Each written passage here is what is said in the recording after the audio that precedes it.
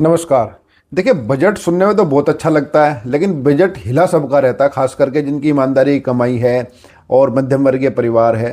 तो पूरा बजट हमारे पास आ गया है, तो 11 बजे तक का इंतजार करने की जरूरत नहीं है। जो निर्मला ताई आपको 11 बजे बताएगी वो हम आपको अभी बता रहे हैं, तो दिल थाम करके बैठिए, आपको सारी जानकारी मिलेगी। देखिए, सबसे पहले तो बात यह है कि भाई ये देश के इतिहास में पहली बार है कि रविवार को बजट आ रहा है। देखिए, मोदी है तो मुमकिन है, और हमारे मोदी जी हैं तो असंभव को संभव कर ही देते हैं। तो देश के इतिहास में पहली बार रविवार को बजट आ रहा है। हालांकि इसको लेकर के थोड़ा सा विवाद हो गया है, थोड़े बहुत हमारे जो धर्मगुरु हैं भिड़ गए हैं कि रविवार अशुभ होता है या शुभ होता है। और जब देखो देश में स्थिति ये हो गई हो कि भाई शंकराचार्य को पुलिस पूछ ले कि भाई आप शंकराचार्य कैसे लिख रहे हो, तो संभव कुछ भी है। खैर, बात करते हैं। लेकिन आपको सबसे पहले ये बता देते हैं कि भाई रविवार की छुट्टी कब से शुरू हुई थी। भाई कोई ना कोई काम तो पहली बार शुरू होता ही है ना। भाई आप भी पहली बार कुछ चीज़ देखने शुरू किए होंगे, समझना शुरू किया हुआ, पहली बार तो सब चीज़ होती हैं। तो मैं आपको बता देता हूं कि पहली बार 1080 में 10 जून को रविवार की छुट्टी हुई थी। अंग्रेजों के ज़माने में हुई थी छुट्टी ये, और एक नारायण जी थे जो लेबर के नेता थे, उन्होंने छुट्टी की मांग की थी। तो अंग्रेजों ने मान ली थी कि अंग्रेजों दयालु मैलू टाइप के थे उस जमाने के। खैर, कारण असली ये था कि उस जमाने में अंग्रेज क्या, अब भी जो है अंग्रेज हमारे संडे को भाई वहाँ जाया करते थे चर्च में प्रार्थना करने के लिए। जैसे हमारे जो मोमडन भाई हैं शुक्रवार को, हिंदू भाई मंगलवार को, मोटा मोटी, बाकी हम तो मानते हैं सभी दिन भगवान के हैं, तो जाया करते थे, छुट्टी मान ली थी। तो 10 जून 1080 से जो है ये रविवार की छुट्टी होने लगी।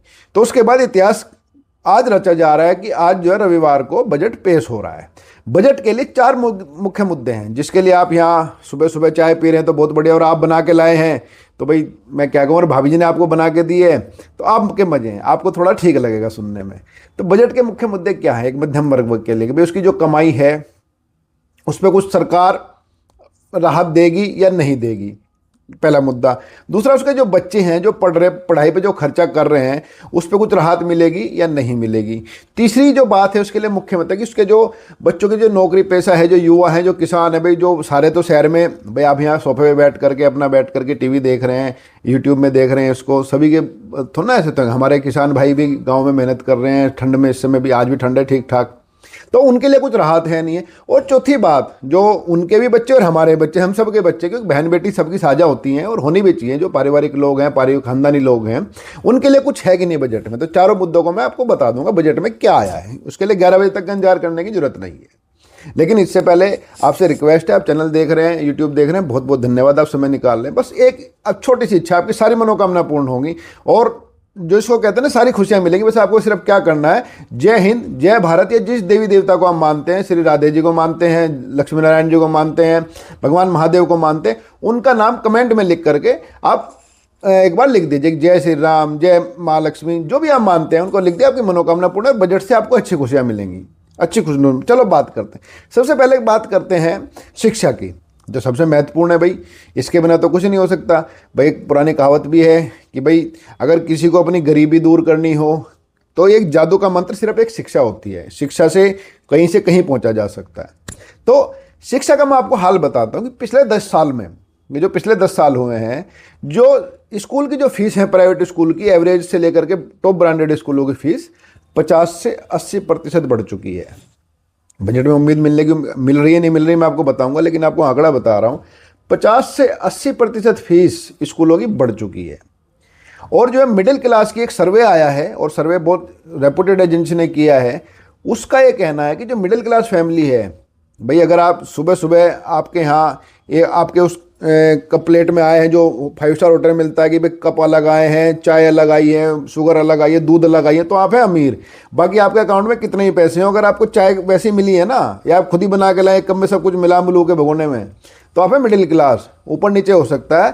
तो उस मिडिल क्लास की सर्वे के हिसाब से जो 40% तक की जो उसकी जो कमाई है, वो बच्चों की जो है फीस में, उसकी किताबों में, उसकी ड्रेस में, उसके जो ट्यूशन में और उसकी एक्टिविटी में निकल जाती है। मतलब कि अगर आदमी 100 रुपये कमा रहा है तो 40 रुपये केवल उसकी बच्चे की फीस में, उसकी ड्रेस में, उसकी एक्टिविटी स्कूल में जो कराते हैं। आपने देखा होगा ना, जो आपकी सोसाइटी में आपके अच्छे स्कूल में सुबह सुबह बच्चे कार्टून बन के घूम रहे होते हैं, कोई बैग पकड़े घूम रहा है, कोई गांधी जी बन के घूम रहा है, वो सब एक्टिविटी होती है। इसके अलावा वहाँ लेके जा रहे हैं, यहाँ लेके जा रहे हैं।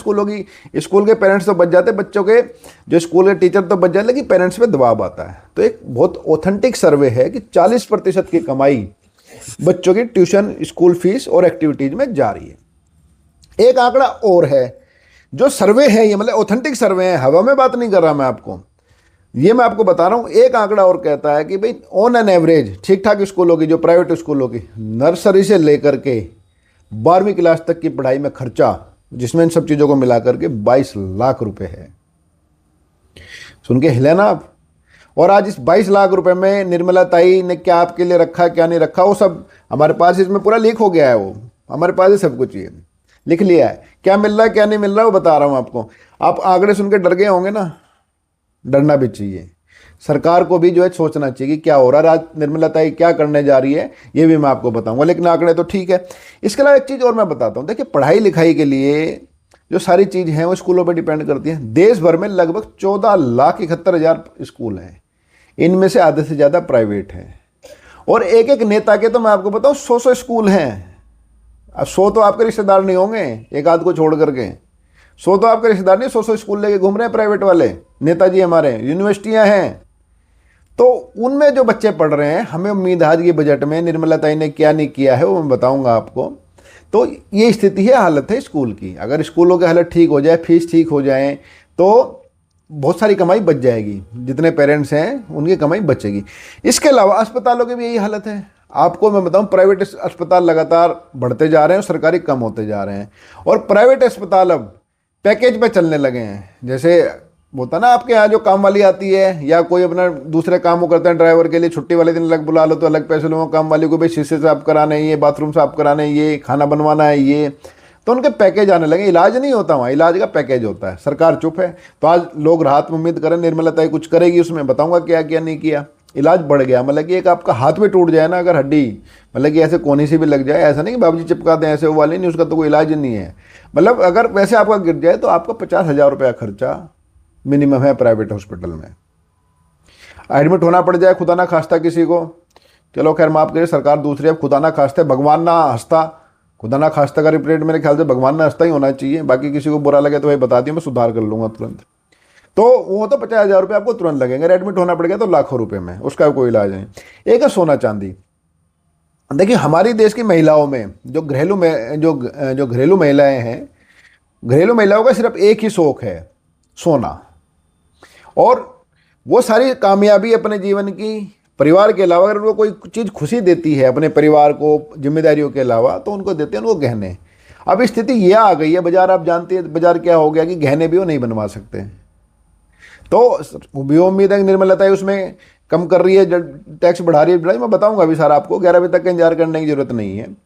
इसके अलावा चांदी की बात है, भाई गरीबों की जो आभूषण था वो चांदी से बनते थे। भाई किसी को कुछ हो भाई आभूषण हो, कुछ ना हो भाई पायल ही बनवा ले। छोटी छोटी हमारी प्यारी सी बिटिया आभूषण पायल बनवा लेते, छनकती घूमती थी, सुंदर सुंदर हमारी छोटी छोटी नन्ही नन्ही बिटिया, हमारी बहनें हमारी, तो सुंदर अच्छी लगती थी, प्यारी लगती, देवी का रूप लगती थी। वो भी उनके पहुँच से बाहर लेकर निकल गया कि जो पहले 5,000 की पायल बनती थी 35,000 में हो गया। बाजार टूटा जरूर है, लेकिन वो महंगे में टूटा है, सस्ते में नहीं टूटा है वो। मतलब कि अभी जो 5 की चीज़ 500 में मिल रही है, 1500 हो गई थी वो, 500 रह गई, लेकिन अभी 5 की 500 ही है।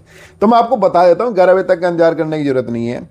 पूरा का पूरा जो खेल है अभी मैं आपको बताता हूँ। बच्चों के आपकी एजुकेशन की फीस वहीं रहेगी, कोई बदलाव नहीं किया सरकार ने। आपके हॉस्पिटल की फीस वहीं रहेगी, कोई बदलाव नहीं किया सरकार ने।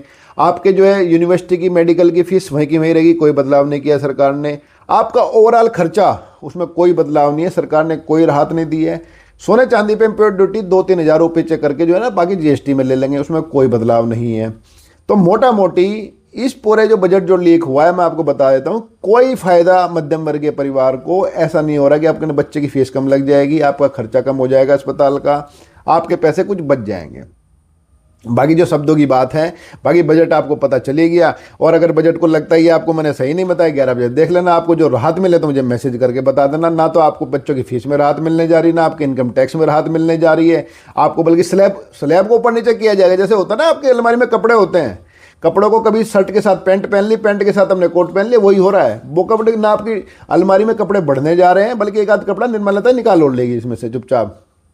कपड़े वही रहे, नए कपड़े नहीं आने जा रहे आपके पास। मतलब मोटा मोटी कोई राहत आपको नहीं मिलने जा रही है। आपके बच्चों के फीस पढ़ाई पे आपका 40% कमाई लगातार लगेगी और बढ़ती ही जाएगी। आपको घर सस्ता नहीं मिलेगा, आपको पूरे जीवन भर की कमाई लगेगी, उसके अलावा कोई पूछेगा नहीं। उसके बाद आपके जो नोएडा में हमारा इंजीनियर मारा गया था ना, मिलना वही है, तो भगवान भरोसे सब रहें और भगवान भरोसे दुनिया है। तो आपको ये वीडियो कैसी लगी तो बताइएगा ज़रूर। बाकी अगर बजट इस मेरी रिपोर्ट से लगा है तो बिल्कुल बताइएगा। बाकी मुझे लगता नहीं है कि आज तक तो कोई खबर गलत हुई नहीं होगी, तो उम्मीद तो मैं करता हूँ ये खबर पहली बार मैं दुआ करता हूँ ये खबर गलत हो। बाकी आप बताइएगा जरूर 11 बजे आपको क्या देखने को मिला है। बाकी बजट तो आपको पता चलेगा, कोई राहत नहीं है। नमस्कार।